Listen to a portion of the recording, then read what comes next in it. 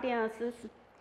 Vamos começar a nossa quarta aula de História. Eu sou a professora Corrinha, tá? E essa aula aqui são para os alunos do primeiro, segundo e terceiro ano do ensino fundamental, para a escola Marechal Dutra, que é para a professora também Corrinha Ferreira, e de Paulo Ferraz, que sou eu, professora Corrinha Moraes. Espero que vocês todos estejam bem. Vamos começar aqui a nossa aula de História. Na aula passada, foi repassado aqui o conteúdo para vocês, falando sobre objetos pessoais, objetos do passado e os costumes. E aqui nós vamos falar um pouco, o nosso roteiro da aula é falando sobre muitas famílias, muitas histórias. Cada família tem um jeito e um tamanho e a família não tem. Então, essa aula é falando sobre família. Aqui nós temos assim, as famílias elas podem ser parecidas, mas se organizam de diferentes formas. Nós temos aqui um pai, a mãe e o bebê, aqui nós temos a mãe com duas crianças. Então, cada elas são bem parecidas, tem aquele afeto, aquele carinho, aquele amor, mas muitas vezes elas se organizam de forma diferente. Por exemplo, numa família, às vezes só tem um pai, a mãe e o filho.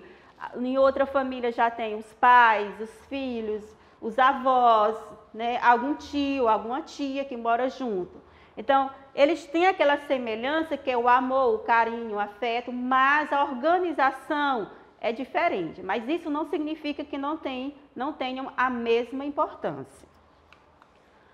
Para os romanos, que viveram há cerca de 2000 anos, a palavra família ela significa um grupo formado por um homem, o chefe da família, por todas as pessoas que dependiam dele por seus bens.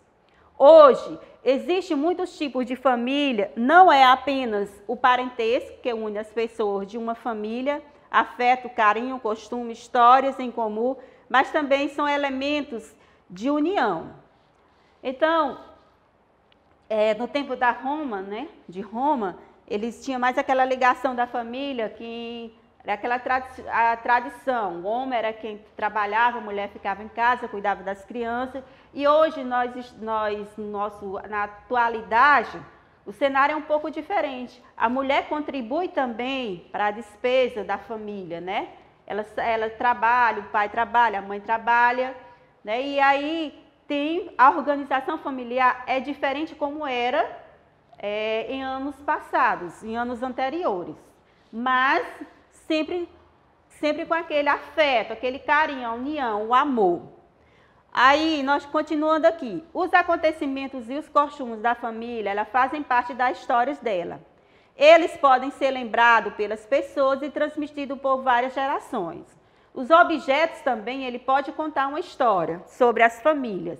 Por exemplo, roupas, móveis, instrumentos musicais, louças, brinquedos, são importantes fontes de informação a respeito das famílias de diferente época.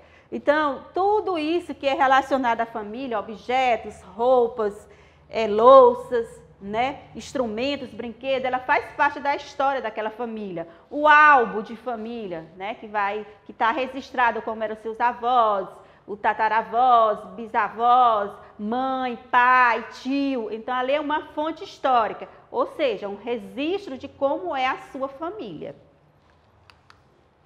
Aqui foi colocado outro exemplo da família. Ó. Aqui nós já temos o vovô, a vovó, o pai, a mãe, os filhos. E, continuando, ao nascer, recebemos o sobrenome da família. Mas nem sempre foi assim. No passado, era comum ter apenas o primeiro nome. Né? Ao longo do tempo, as famílias começaram a se identificar pelo sobrenome. Então, todos nós temos o sobrenome do pai, sobrenome da mãe, só que no passado eles usavam apenas o primeiro nome, não tinha sobrenome. Já agora, na atualidade, eles já começaram a se identificar pelo sobrenome. Então, tem vários tipos de sobrenome.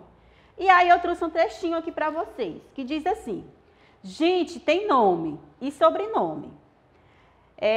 Todas as coisas, ela tem nome, casa, janela, né? Coisas não têm sobrenome, mas a gente sim.